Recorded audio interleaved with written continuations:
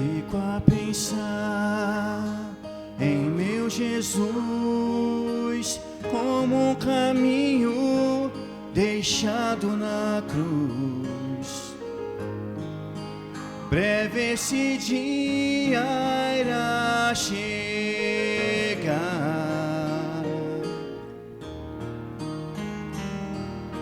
Pranto ou dor não haverá,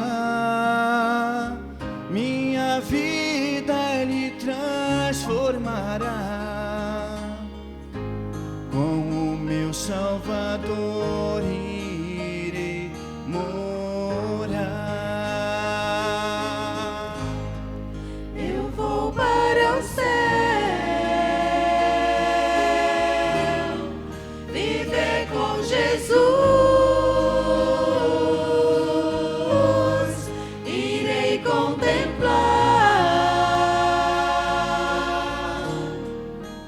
a sua luz. Ele virá, está voltando. Em breve verei meu Jesus, que por mim morreu na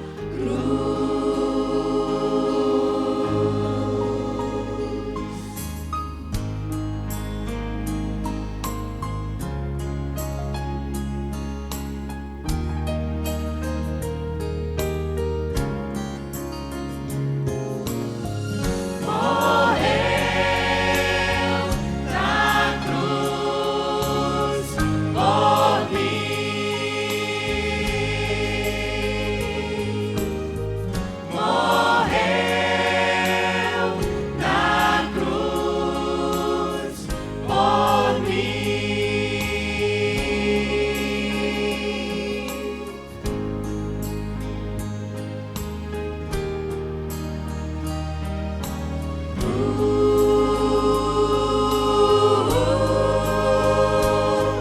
e todo que crê, Eu aceitar, vida eterna então terá.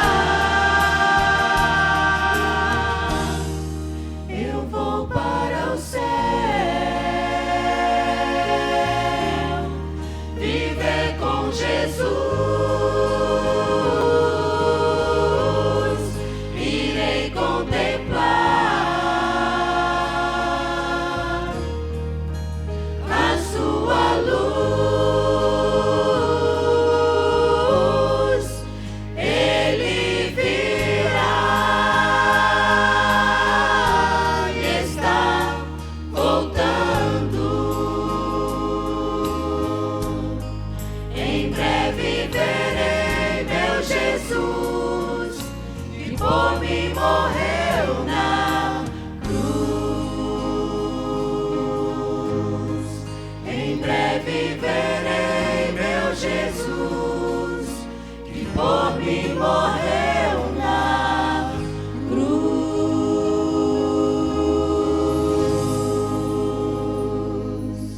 amém.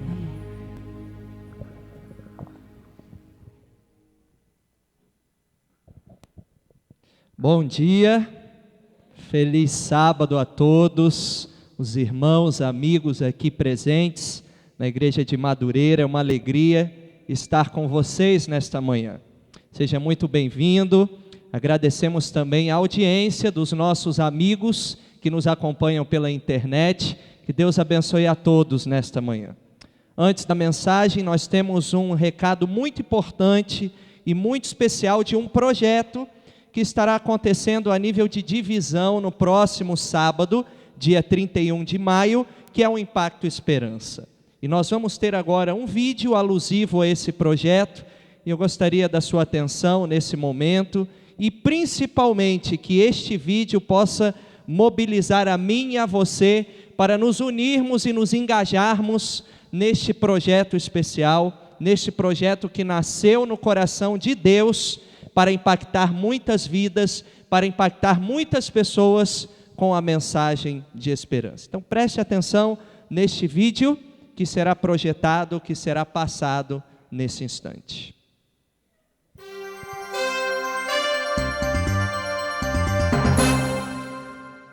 Seja bem-vindo a mais uma edição do ASN TV. Hoje vamos falar com o pastor Luiz Gonçalves, evangelista da Igreja Adventista para a América do Sul, sobre o projeto Impacto Esperança. Pastor, no dia 31 de maio teremos o Impacto Esperança em toda a América do Sul. Pastor Luiz, como será o projeto esse ano? Bem, esse ano nós vamos ter o Impacto Esperança no dia 31 de maio e vai ser semelhante ao que aconteceu o ano passado. Só que esse ano nós vamos trabalhar com esse livro A Única Esperança, escrito por meu amigo pastor Alejandro Bulhon. E esse livro, com certeza, vai levar esperança para as famílias, para as pessoas individuais em toda a América do Sul. Nós estamos fazendo um grande movimento nas igrejas, na internet, na televisão, no rádio. Ou seja, é um momento de fazer um evangelismo integrado. Levar esse livro é participar do maior movimento missionário da igreja durante o ano. Pastor, os resultados do projeto nos anos anteriores animam a igreja a continuar com essa proposta, não é, pastor? Com certeza, isso é verdade. O ano passado nós trabalhamos com o livro A Grande Esperança, que tinha como base o livro O Grande Conflito. E nós entregamos 70 milhões de livros. Isso mexeu com a América do Sul, mexeu com o mundo. E agora nós vamos entregar esse livro, A Única Esperança, e só para a América do Sul nós vamos distribuir 25 milhões de livros. E eu quero dizer que esse livro ele tem uma função até mais importante do que o livro A Grande Esperança, e eu explico por quê. Porque A Grande Esperança do ano passado fala dos últimos acontecimentos. Esse aqui fala como se preparar para eles, como se preparar para a volta de Jesus. Então, mais importante do que você saber que Jesus vai voltar, é se preparar para esse dia. Então, esse livro do pastor Alejandro Bulhon, A Única Esperança, é como se fosse um manual de estudos bíblicos. Então, quando levarmos esse livro às pessoas, estamos levando um estudo bíblico para elas. Ou seja, imagina que com um livro desse, você pode levar uma pessoa para o reino dos céus. Pastor, finalmente, todos os membros devem se envolver? Faça um convite para o internauta que está nos assistindo agora. Com certeza. Cada membro da igreja deve se envolver. Cada família deve se envolver. Nós estamos agora na reta final. Estamos bem perto da data do dia 31 de maio. Nós aqui na divisão sul-americana estamos todos envolvidos. Eu e a minha esposa e a minha família também estamos envolvidos. As igrejas estão mobilizadas. A TV, o rádio, a internet, todo mundo, todos nós estamos divulgando e trabalhando e preparando para o Impacto Esperança. Agora, atenção, nós não queremos apenas entregar o livro, só assim entregar por entregar. Nós queremos que cada igreja tenha uma estratégia para fazer esse trabalho. Quem sabe organizar os irmãos em duplas ou em equipes e sair de casa em casa, levando o livro. Quem sabe levar o livro também no shopping, entregar no shopping, nas praças de pedágio, onde tem comércio, onde tem muita gente reunida, aglomerada. Ali devemos levar os livros. Mas se você organizar o bairro onde está a sua igreja, ou a cidade onde a sua igreja está, se você organizar bem o trabalho, com muita oração, com sabedoria, com estratégia, nós vamos conseguir fazer um trabalho mais efetivo e vamos levar esse material para todas as pessoas. Agora, além de entregar o livro, nós sugerimos que você pense num evangelismo para continuar e para fazer a colheita dessas pessoas, porque esse livro é um manual de estudo bíblico. Então, não vamos apenas entregar, mas também vamos organizar um programa de colheita. Quem sabe uma série de conferências, quem sabe um programa de saúde, um programa para a família, ou quem sabe um movimento de evangelismo com os Calebs, com os jovens. Alguma coisa nós temos que fazer para não apenas entregar os livros, ok? Eu tenho certeza absoluta que o Espírito de Deus vai usar você. O poder do Espírito Santo vai usar você. Nós vamos fazer um grande movimento como nunca antes. E vamos levar esperança para todo o Brasil e para toda a América do Sul. E aí? Você está disposto? Está disposta? Quer participar desse programa? Eu tenho certeza que sim. Então, não perca tempo. reúna a sua igreja, chame o seu pastor, chame os seus membros e vamos fazer a obra do Senhor para que mais pessoas sejam salvas quando Jesus voltar. Eu conto com você e eu espero por você. Participe deste projeto na sua igreja. Para mais informações, acesse o link que está aparecendo aqui na sua tela. Um abraço e até a próxima. Muito bem, está aí o desafio lançado. 31, sábado que vem, vamos nos unir nesse propósito. Vamos dedicar esta semana para orar por esse projeto, especialmente pelas pessoas que estarão recebendo os livros missionários. Se nós ainda não lemos, se você ainda não leu o livro, aproveite também para ler o livro missionário, para que você tenha propriedade na hora de oferecer. E é um livro fantástico, maravilhoso, vale a pena ser lido.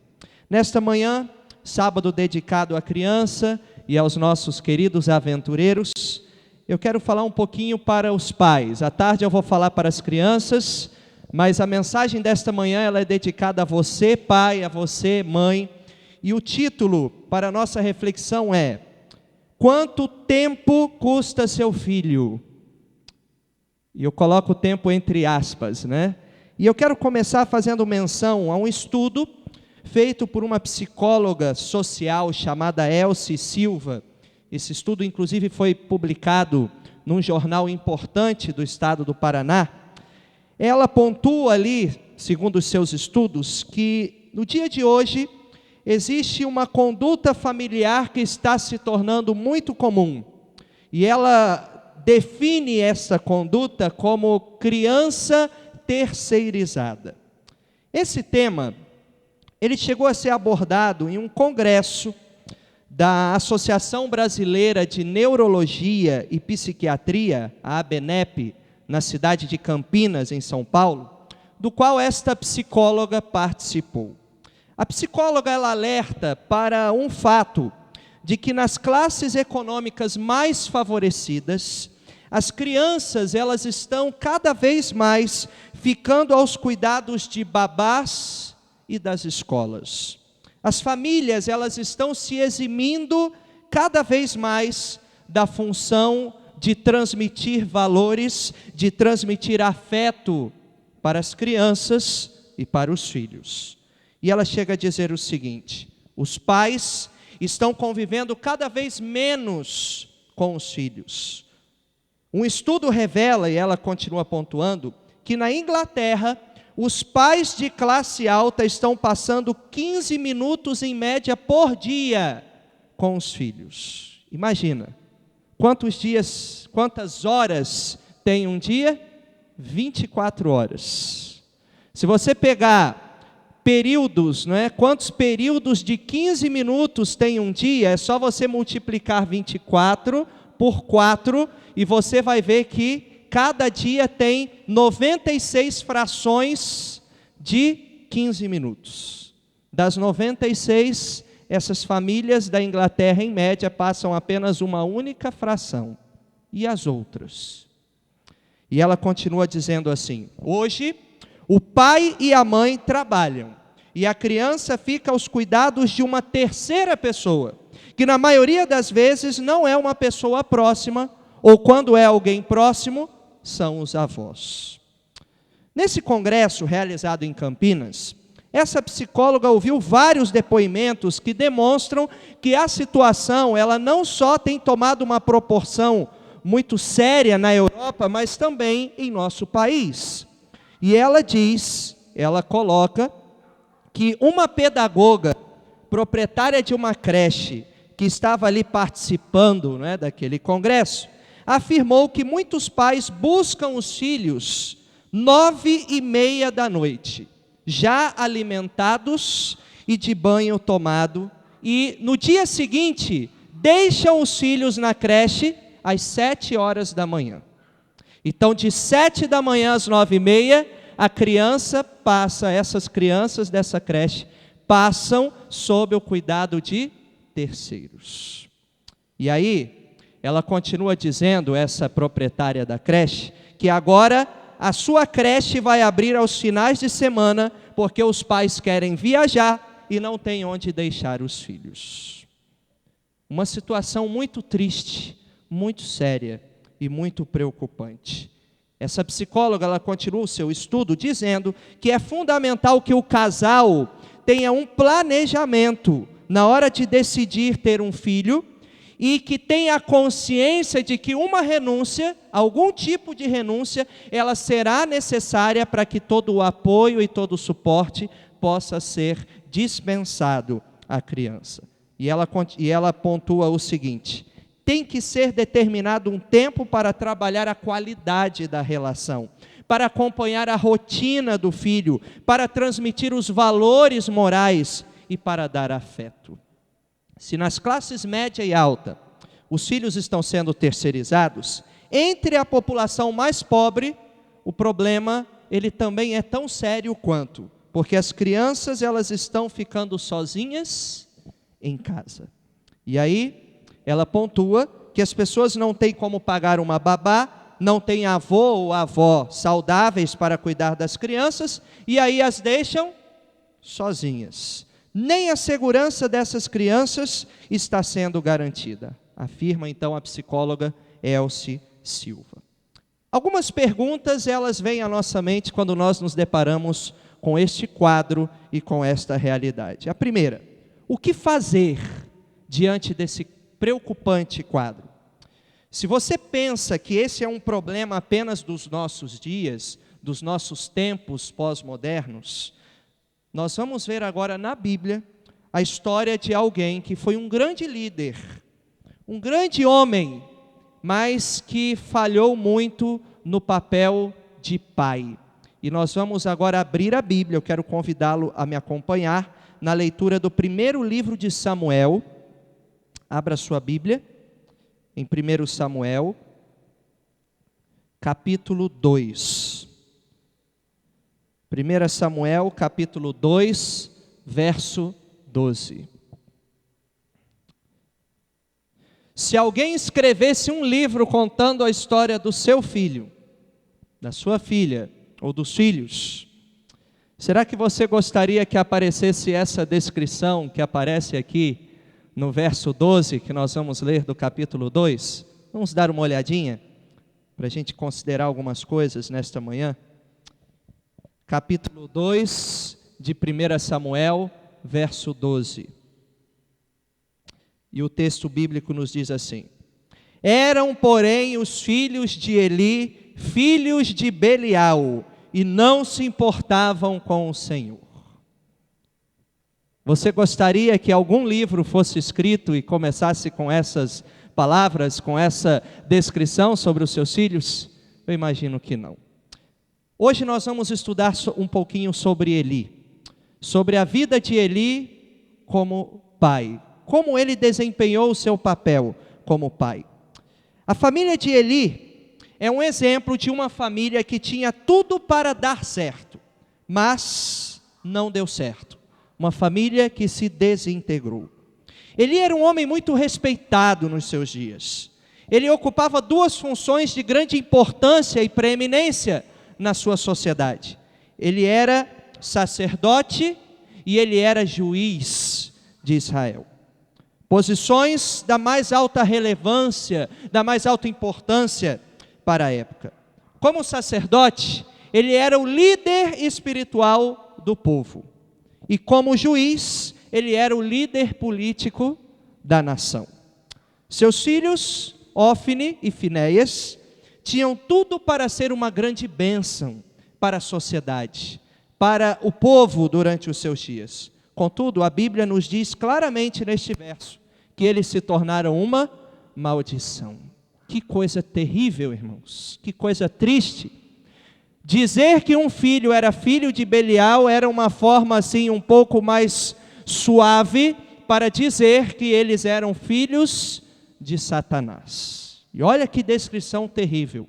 Veja, um homem líder espiritual, um homem que era líder político da nação, tendo esta fama terrível em relação aos seus filhos.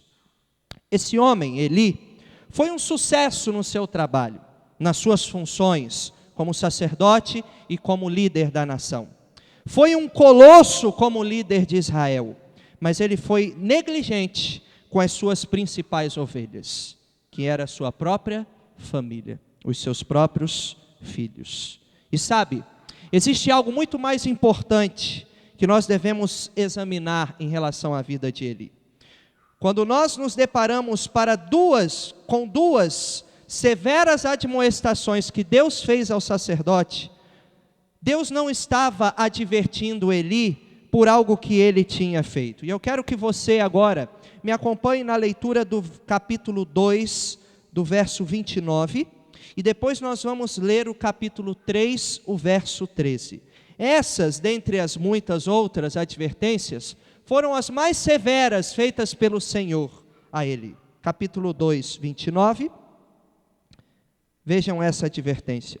Por que pisais aos pés os meus sacrifícios e as minhas ofertas de manjares, que ordenei se me fizessem na minha morada?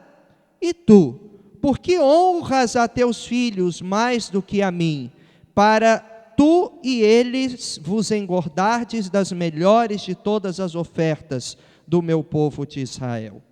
Capítulo 3, verso 13. Porque já lhe disse que julgarei a sua casa para sempre, pela iniquidade que ele bem conhecia, porque seus filhos se fizeram execráveis, e ele não os repreendeu.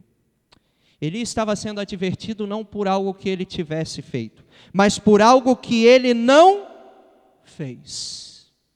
Ou seja, o pecado aqui da omissão. O pecado de Eli certamente era o pecado da omissão. Ele foi omisso, ele deixou de fazer aquilo que ele deveria ter feito e preferiu priorizar outras coisas que deveriam estar numa escala de prioridade inferior em relação à educação que ele deveria dispensar para os seus filhos.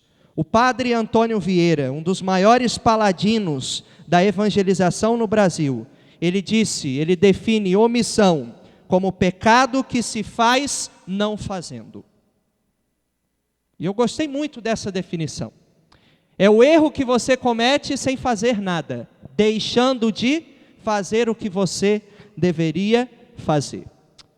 Tiago tem também uma definição de pecado no capítulo 4, onde ele fala: aquele que sabe que deve fazer o bem e não faz, nisso está pecando. Porque às vezes a gente pensa que pecado é aquilo que a gente faz, que a gente comete. Mas se a gente deveria fazer alguma coisa e a gente não faz, se a gente negligencia, nós estamos sendo tão pecadores, ou até mais, do que quando nós fazemos algo errado. Sabe, queridos, no direito, omissão é a conduta pela qual uma pessoa não faz algo a que seria obrigada a fazer diante de uma circunstância. No direito penal, a omissão, ela constitui um crime passível de pena. Exemplo, omissão de socorro, não é? Se na esfera humana a omissão ela é um crime, imagine o que ela representa na esfera espiritual. Imagina como Deus encara o pecado da omissão. Se para os homens a omissão é algo inaceitável, imagine como Deus encara a omissão. E sabe, queridos, infelizmente, a história de Eli, o exemplo de Eli, ganha fôlego em muitos lares cristãos. E é muito notório o drama que muitos pais cristãos enfrentam hoje com os seus filhos. Enquanto os pais buscam a Deus, muitas vezes os filhos estão buscando a satisfação dos seus próprios prazeres naquilo que o mundo oferece. E sabe, alguns números confirmam ainda mais esta realidade que eu estou falando para vocês. Foi feita uma pesquisa numa instituição de atendimento a menores infratores. E pasmem, a pesquisa constatou que 70% dos jovens e adolescentes daquela instituição, cumprindo ali medidas socioeducativas, são oriundos de lares cristãos. 70% dos menores infratores dessa instituição, que foi feita essa pesquisa, esse estudo, originários de lares cristãos. Nesse sentido, a história de Eli, o exemplo de Eli como pai, se torna um modelo de pai a não ser seguido. E a Bíblia está cheia de exemplos. Exemplos bons e exemplos maus, né? Exemplos a serem seguidos e exemplos também a não serem seguidos, a serem rejeitados. Assim, o exemplo de Eli, a vida de Eli, torna-se um exemplo, um modelo de um pai que nós não devemos ser. E qual era o problema de Eli? O problema de Eli é que ele cuidava mais dos outros do que da sua própria casa. Sabia muito bem lidar com as questões políticas, com as demandas, entre outras pessoas, mas dentro da sua própria casa ele era um fracasso. E aí eu me lembro de um conselho do apóstolo Paulo, na sua carta a Timóteo, no capítulo 5, verso 8, na primeira carta, onde ele diz: ora, se alguém não tem cuidado dos seus, e especialmente dos da própria casa, tem negado a fé, e é pior do que o descrente. Fortes palavras, mas são palavras que refletem a realidade. Deus, ele valoriza a família, tanto que a primeira instituição criada foi a família. Se ele criou primeiro, nós também devemos entender que a família, ela tem o seu papel de importância, e ela precisa ter o papel de importância na nossa vida e no nosso cronograma diário, semanal. Eli era um especialista em resolver problemas. Os 2 cargos que ele ocupava, como eu mencionei, fizeram de Eli um perito em resolver problemas, um perito nessa área. Como juiz, ele resolvia brigas, litígios, demandas sociais. Como sacerdote, ele se ocupava em resolver problemas de outra esfera, ou seja, problemas de ordem espiritual. Ou seja, Eli era um homem que sabia exatamente o caminho para a solução, porque o seu dia inteiro era dedicado a cuidar dos interesses de outras pessoas. Só que ele foi incapaz de resolver o maior de todos os problemas. Enquanto ele cuidava dos outros, a sua família foi sendo esquecida. A sua família foi deixada de lado. Enquanto todas as suas energias eram dispensadas em resolver problemas alheios, um enorme problema eclodiu dentro da sua própria casa. O sacerdote Eli era o pastor de todos, pastoreava a todos, cuidava de todos, menos da sua própria família. Sabe, queridos, hoje a crise que muitos juvenis, adolescentes, vivem, justifica-se porque eles passaram muitas vezes a infância inteira acreditando que o pai era um herói, que a mãe era uma heroína, e quando chegaram à idade da razão, puderam perceber que o pai ou a mãe não eram nada daquilo que eles imaginavam ser. E aqui eu quero dizer algo muito importante para você, pai, para você, mãe. Você precisa ser e continuar sendo um herói, um exemplo para o seu filho. O seu filho, mesmo após crescer, mesmo na adolescência, mesmo já na juventude, eles precisam continuar vendo em você um referencial de vida. E a grande pergunta é: você tem sido esse referencial? Você tem buscado ser este exemplo, este modelo? Hoje nós vivemos uma crise de liderança, uma crise de referenciais. Inúmeros jovens ou mesmo adolescentes, quando são indagados, por exemplo, acerca do casamento, eles prontamente respondem assim: eu não quero casar para ser infeliz como os meus pais. Isso é triste, irmãos. Isso é uma triste realidade. Porque nesse caso a própria casa se tornou uma referência o quê?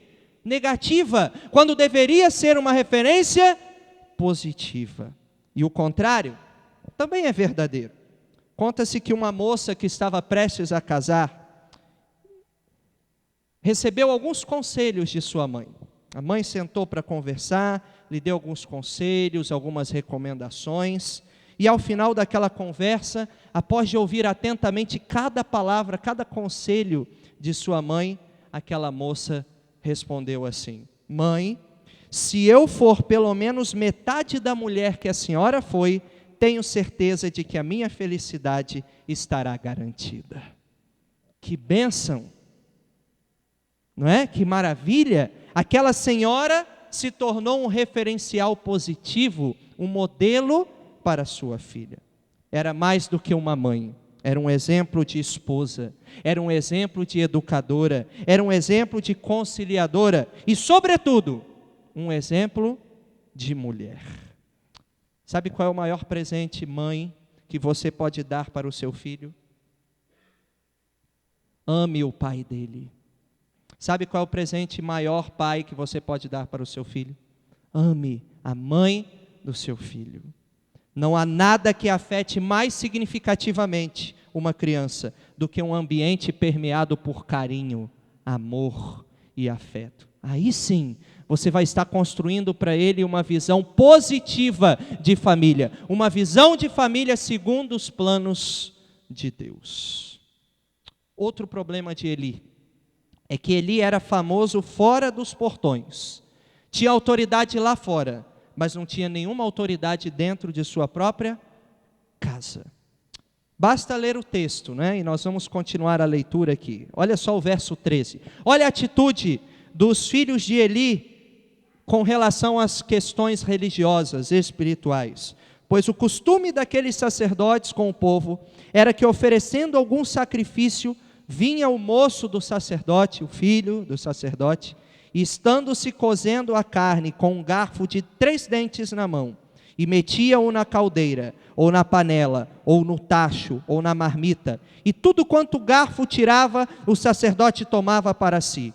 Assim se fazia a todo o Israel que ia ali a Siló.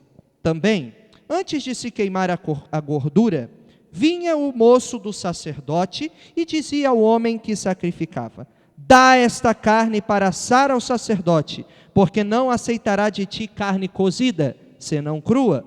Se o ofertante lhe respondia: queime-se primeiro a gordura, e depois tomarás quanto quiseres, então ele lhe dizia: não, porém hás de me dar agora, senão eu tomá-la-ei à força. Era, pois, muito grande o pecado desses moços perante o Senhor, porquanto eles desprezavam a oferta do Senhor.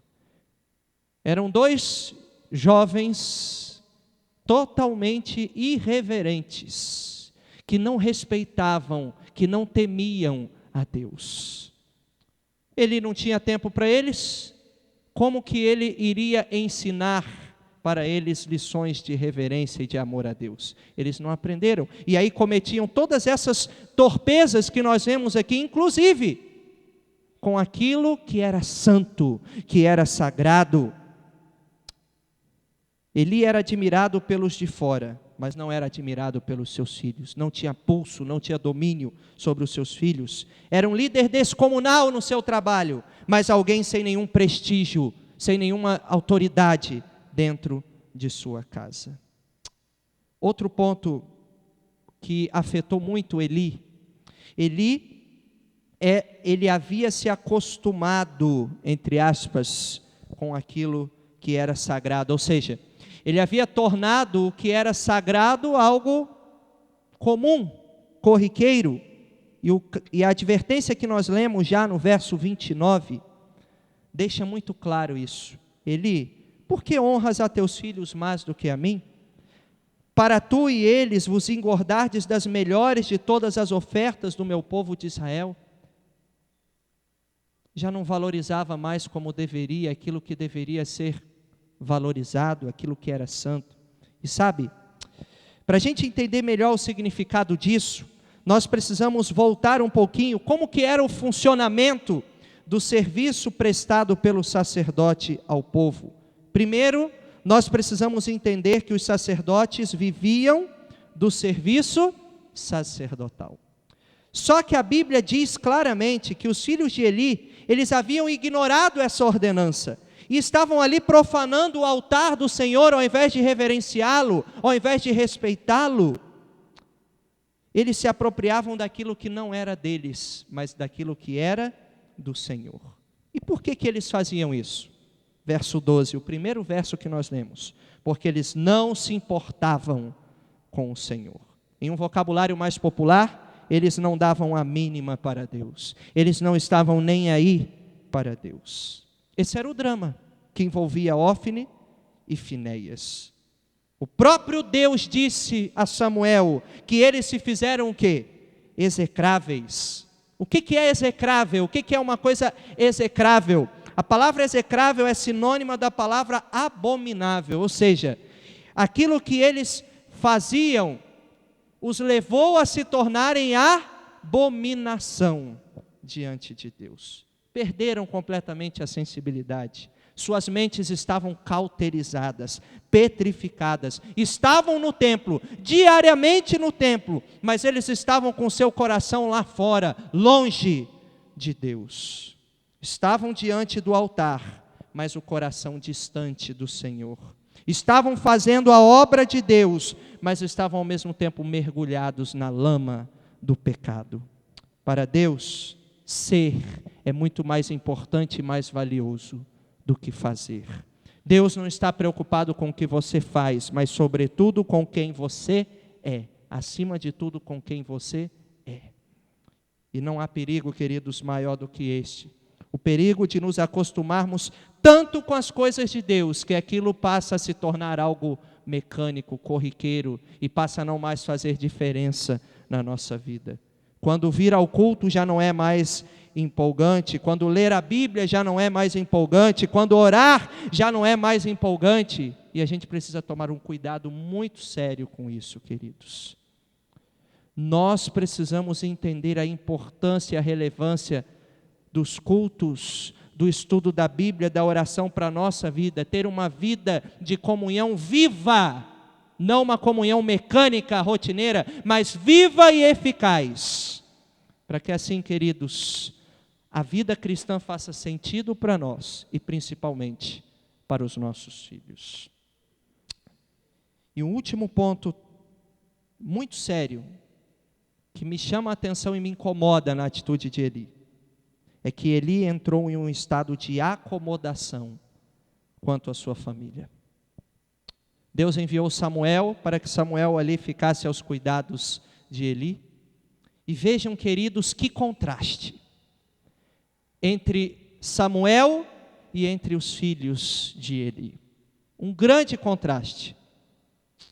Ana soube educar Samuel de forma digna, de forma diligente, e o dedicou ao Senhor.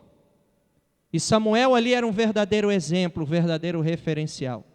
Tamanha era a preocupação da mãe, que de tempos em tempos a mãe de Samuel ia até o templo para visitar Samuel, para ver Samuel. A mãe se preocupava, a mãe dedicava tempo, porque a mãe reconhecia o quanto aquele filho valia para ela e principalmente para o Senhor, e ela entendeu a sua responsabilidade. No caso dos filhos de Eli, olha o que diz o verso 22 do capítulo 2. Era, porém, Eli já muito velho, e ouvia tudo quanto seus filhos faziam a todo Israel, e de como se deitavam com as mulheres que serviam à porta da tenda da congregação. Se você pegar outras versões deste mesmo verso, o texto ele dá a entender que ele sabia do que os filhos aprontavam e faziam, não tanto pelos filhos, mas por outras pessoas. As outras pessoas contavam para Eli: olha, eu vi os seus filhos fazendo isso, cometendo tal erro, tal coisa. Ou seja, Eli já não tinha mais nenhum domínio, e os filhos já não tinham nem confiança no pai, porque se os filhos tivessem confiança, eles mesmos procurariam o pai, e abririam algumas situações, e colocariam, e buscariam conselho, e buscariam auxílio. Eli sabia por terceiros, Eli sabia dos problemas dos filhos por outras pessoas. E sabe, querido, sabe qual é o meu temor e a minha preocupação hoje? É que muitos pais, muitas vezes, só acordam para algumas necessidades dos seus filhos quando uma outra pessoa sinaliza, quando a escola sinaliza, quando a igreja sinaliza, quando a orientadora educacional sinaliza. Queridos, isso é algo muito sério. Quanto tempo nós temos dispensado para com os nossos filhos, para a educação dos nossos filhos, para construir neles valores morais, valores eternos, valores espirituais. Isso é algo para nós pensarmos seriamente e cuidarmos para não agirmos como Eli, que entrou no estado de acomodação, que chegou ao ponto de dizer: eu já não sei mais o que eu faço, eu já não sei mais o que fazer. E tamanha foi a acomodação, queridos, que ao Deus usar Samuel para poder advertir a Eli em relação às consequências que sobreviriam a ele e a sua família diante do seu pecado, do seu erro, da sua negligência, vejam só qual foi a atitude de Eli. Capítulo 3, versículo 18. 1 Samuel, capítulo 3, versículo 18. Então Samuel lhe referiu tudo e nada lhe encobriu. E disse Eli: é o Senhor, faça o que bem lhe aprouver. Uma leitura superficial do texto pode sugerir uma postura de submissão à vontade de Deus. Mas na realidade, queridos, não foi essa a postura de Eli. A postura de Eli não foi uma postura de submissão. A postura de Eli foi uma postura de acomodação. E por que foi uma postura de acomodação? Lembram quando Deus disse a Moisés: Moisés, eu vou destruir o povo, porque o povo adorou um bezerro de ouro. O que Moisés fez? Ah, Senhor, já que o Senhor está falando, pode destruir. É o Senhor está dizendo, então destrói mesmo. Foi isso que Moisés fez? Moisés clamou a Deus: Senhor, tenha misericórdia do povo. Se for preciso riscar o meu nome, se for preciso que eu me perca para que o povo seja salvo, faça isso, mas não destrua o povo. Ele podia ou não podia ter feito isso aqui? Senhor, não faça isso. Tenha misericórdia, nos dê uma nova chance, nos dê uma nova oportunidade. Nós queremos recomeçar uma nova história na nossa família. Foi isso que Eli fez? Não. Eli simplesmente se acomodou. E se ele se acomodou, queridos, eu vou fazer uma pergunta ainda mais séria. Será que ele amava de fato aqueles filhos? Será que ele tinha amor pelos seus filhos? Será que ele aprendeu a amar os seus filhos? Será que ele amava? Se ele amasse, ele clamaria a Deus. Mas ele não amava os filhos, porque ele foi conivente, porque ele foi negligente, e porque na hora que a situação apertou, ao invés de ele clamar a misericórdia de Deus, ele simplesmente se acomodou. Isso é muito triste, irmãos. E sabe por que ele não amava os seus filhos? Por que ele não aprendeu a amar? Porque ele não tinha tempo para eles. Porque ele não dedicou tempo para estar com eles, para educá-los, para formar o caráter deles. E como que nós vamos amar de verdade os nossos filhos, se nós preferimos investir mais tempo em outras coisas, do que investir estando com eles, educando eles, brincando com eles? Você só aprende a amar uma pessoa quando você convive com ela, quando você está com ela, quando você faz coisas juntamente com ela. Se você está distante, como que você vai aprender a amar? Foi o que aconteceu com Eli. Essa frase, interessante que na linguagem de hoje, esse texto de 1 Samuel 3,18 aparece: faça Deus o que achar melhor. Essa frase proferida pelo sacerdote Eli indica sua rendição. A omissão de Eli o levou a se render, e a sua rendição o levou à passividade, estado de acomodação quanto à sua casa. O juízo sentenciado por Deus deveria conduzir Eli às lágrimas. No entanto, ele aceita a derrota, ele se acomoda, ele não reage, ele não clama por misericórdia, ele não ora, ele simplesmente entrega os pontos. E como eu falei, não há nada mais desastroso do que isso. Ver um pai desistindo dos seus filhos é algo deplorável, vergonhoso. O silêncio de Eli dentro de sua casa foi a sua própria condenação, a sua própria sentença. O grande Martin Luther King, em um dos seus discursos, ele afirmou: o que me preocupa não é o barulho dos violentos, e sim o silêncio dos justos. Eli se calou quando deveria ter gritado, ficou em silêncio quando deveria ter clamado, ficou parado quando deveria ter agido, se rende quando deveria ter lutado pela sua família e pela salvação dos seus filhos. Eu não sei qual é a situação da sua família hoje, eu não sei qual é a situação dos seus filhos hoje, eu só lhe digo algo nesta manhã: não entregue os pontos, não desista, não abra mão de sua família. Você não gerou filhos para a morte, porque os filhos são herança do Senhor. Você não gerou filhos para o cativeiro, você gerou filhos para a vida eterna. Por isso, ore por seus filhos, lute por seus filhos, chore por eles, jejue pela salvação deles. Um último verso que eu gostaria de ler para confirmar esta atitude passiva de Eli, é o verso 15 do capítulo, verso 18 do capítulo 4. Os filisteus, eles entraram em guerra contra o povo de Israel, e naquela guerra, os filhos de Eli foram mortos, conforme Deus havia predito, e dado o recado, para Samuel, para que Samuel então passasse para Eli. No verso 18, conta que alguém trouxe algumas notícias para Eli sobre o que estava acontecendo. Eli já estava assim bastante idoso, avançado em anos, 98 anos era a sua idade. E vejam só o que diz o verso 18, O verso anterior fala que, vamos ler o 17, Então respondeu o que trazia as novas e disse: Israel fugiu diante dos filisteus. Houve grande morticínio entre o povo, e também os teus 2 filhos, Ofni e Finéias, foram mortos, e a arca de Deus foi tomada. Eu vou dar uma pausa antes de ler o verso seguinte. Se você estivesse no lugar de Eli, qual era a notícia que mais lhe traria tristeza no seu coração? Seria qual? A morte dos filhos ou a tomada da arca? Claro que seria a morte dos filhos.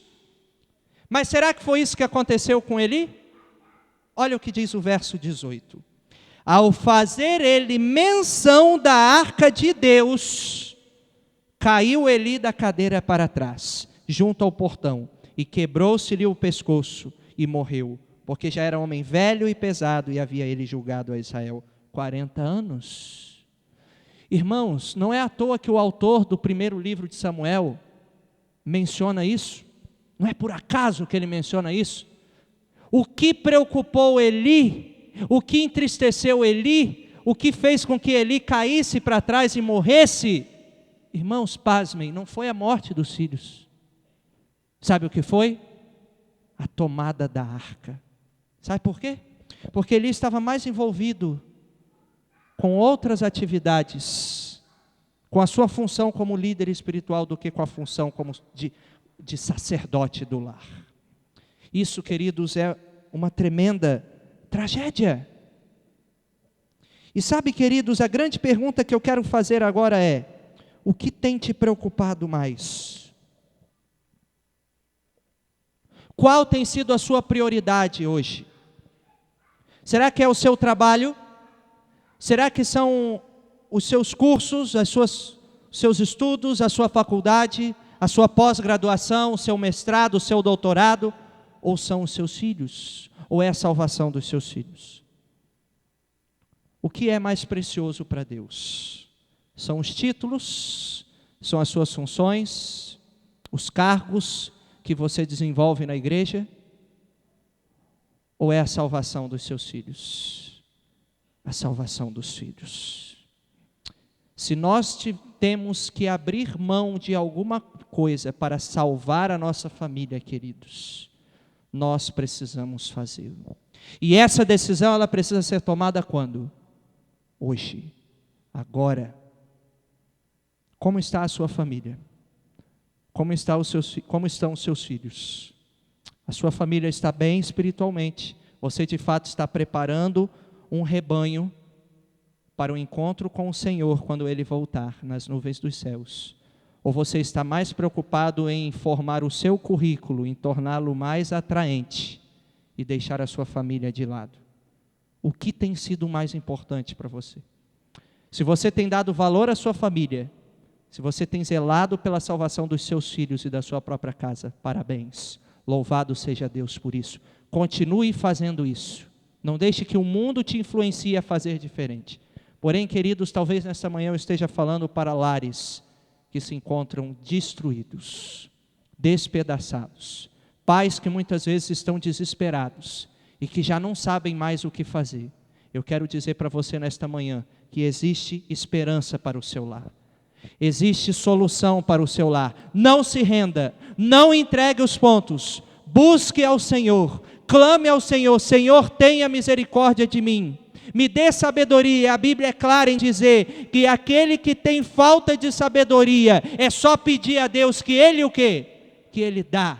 Você quer sabedoria? Peça a Deus. Se o altar da sua família está destruído, peça a Ele sabedoria e comece hoje a restaurá-lo.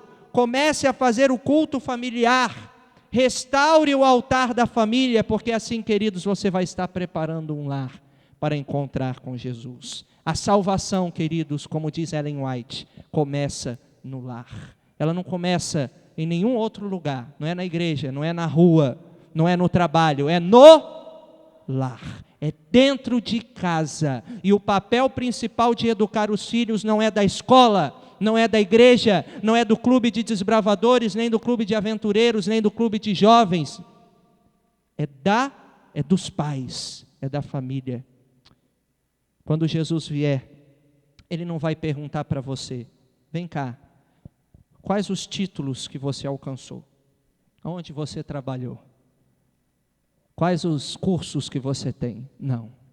Ele perguntará para você e para mim: aonde estão os filhos que eu confiei a você? E assim, queridos, que resposta nós daremos para o nosso Deus? Que nós possamos dar a seguinte resposta: Senhor, aqui está a minha família, aqui está o meu cônjuge, minha esposa, meu esposo, aqui estão os meus filhos. E assim, queridos, juntos nós possamos subir ao lar eterno, ao nosso novo lar. Não deseja você nesta manhã renovar o seu compromisso com Deus, de zelar pela sua família, de através do seu tempo, das suas atividades, você colocar a sua família como prioridade de fato, mudar o que precisa ser mudado, para que a sua família se prepare para o lar eterno? Eu quero chamar agora o conjunto Ágape. Eles vão cantar uma música, uma canção, um louvor. Uma música que certamente vai nos motivar a tomar uma decisão. E se você tem o desejo no seu coração de colocar a sua família inteiramente nas mãos de Deus, de valorizar de fato a sua família, de dar mais atenção para os seus filhos, que você durante a música faça um compromisso com Deus. Você que está em casa também assistindo pela internet, se você tem o desejo no seu coração de colocar a sua família nas mãos de Deus, de dedicar tempo para a sua família, que você se coloque de pé aí onde você está. E os irmãos aqui na igreja também. E ao final eu quero orar por vocês e com vocês.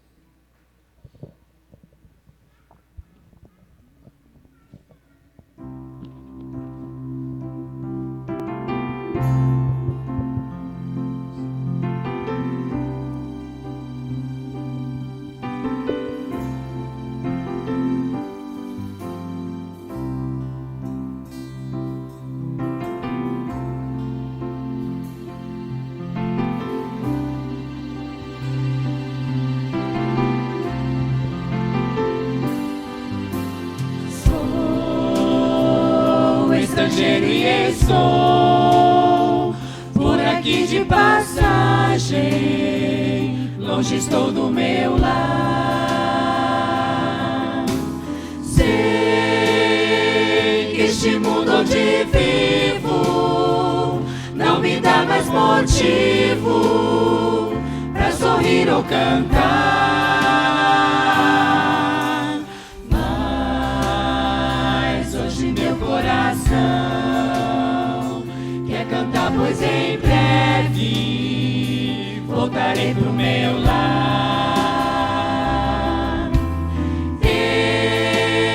Eu canto agora mais forte, pois nem mesmo a morte poderá me parar. Vou voltar para onde é meu lugar. Vou morar junto à fonte do amor. Eu espero esse dia chegar, quando Cristo virá me buscar para viver no lar.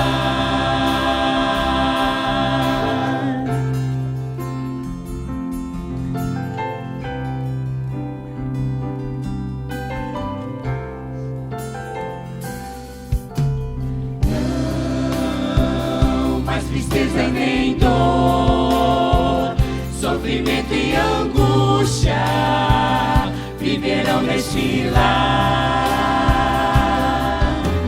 Só o louvor e alegria, só a paz e harmonia poderão lá entrar.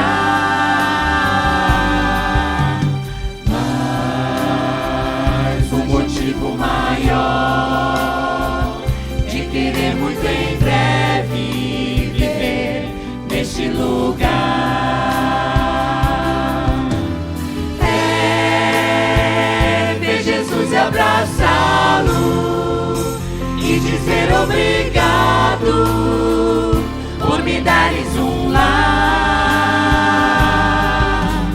Vou voltar para onde é meu lugar.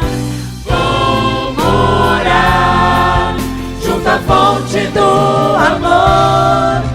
Eu espero esse dia chegar, quando Cristo virá me buscar para viver no lar. Cantarei com aqueles que foram estrangeiros como eu e você, mas viveram com fé na promessa e venceram o mundo também. Vou voltar para onde é meu lugar. Vou morar junto à fonte do amor. Eu espero esse dia chegar, quando Cristo virá me buscar para viver no lar. Eu espero esse dia chegar, quando Cristo virá me buscar para viver no lar.